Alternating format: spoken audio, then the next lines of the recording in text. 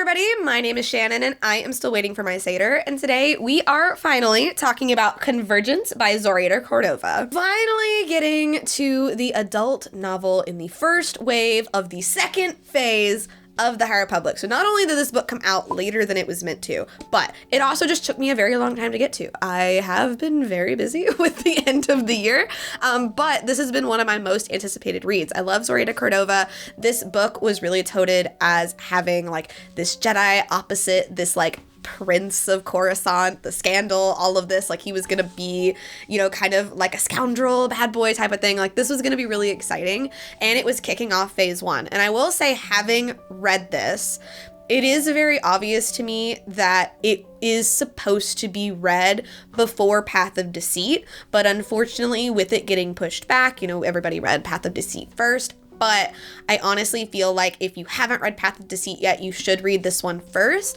just because there's things about Path of the Open Hand that I feel like will play out differently if you haven't read the book that is explicitly about uncovering the secrets of the Path of the Open Hand. So this is phase two's Light of the Jedi, and the reason I'm saying that is because Light of the Jedi was a hill to climb. That was a big book. It had to introduce so many things, so many people. We were in this new part of the timeline, this new part of the galaxy. Like there were so many things going on. The first 100 pages of that book was so difficult to get through. And I will say Convergence, I think, is better in getting me grounded a little bit faster, but at the same time I still found it as quite the hill to climb. There's so many new characters. We are 150 years in the past, so all of that development, all of that building we were doing for phase one is left behind, because now we have to like build it all again to go even further into the past, which was a little bit jarring. I do think this book being centered around the Forever War that's going on between Iram and Arano was really interesting, because it felt a little bit more grounded because we were mostly centered in on them. But we kept introducing so many characters and it was so much politics. And on top of that, I was listening to this book and that just made me feel like I was reading a Thrawn book. Now, for some, that's not a bad thing, but for me, like it just added this whole nother layer of like frustration onto it. This book being much more focused on like the relationship. There's like a wedding in this book and all of that. I wish it was a different narrator. Like I wish there was some more emotion into it, because as it was, it just felt very like politics heavy. There were so many more characters than I think that there needed to be.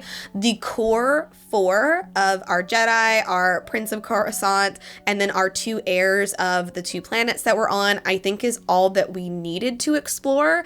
And I think it just got a little bit overcomplicated with everything else happening in the background. I also wasn't a huge fan of the twist. I think it was interesting, and like ultimately I like where the book ended off, but I just found myself like wanting this book to be different. And I don't think it's because I read Path of Deceit first, but Path of Deceit did a really good job of introducing you to this new part of the timeline while still feeling very intimate and insular. And that's always going to be more of where my headspace is at. I'm much more of a character person than a plot person. And I think this book was trying to be both, and like I love it for that because it's an adult book, it kind of needs to be, but it just wasn't working. Like I wanted more from the characters. Like as it was, I really felt like removed from the emotion, whereas I really wanted to be in the emotion. Overall, I'm giving this book a B-. I think as far as the High Republic adult novels go, like it's probably my second favorite, which is pretty good. But I just feel like it could have been better. Like this book was giving landscapes with a blur of conquerors, and yet it was still like I was dragging my feet and kind of skimming sections and kind of just wanting to get it over with, which was really frustrating. I do think the next book in the series is going to be better. It's going to be a different author, which is how they do it with the High Republic. And I do think we're going into like darker middle chapter, things like that. So if it follows the same beats, I think it'll be really good, like how Rising Storm is really good. I also think now that everything's established, we can dig a little bit deeper.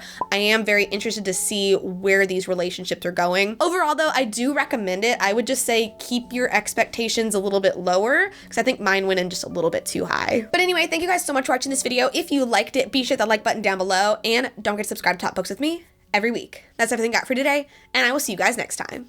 Bye.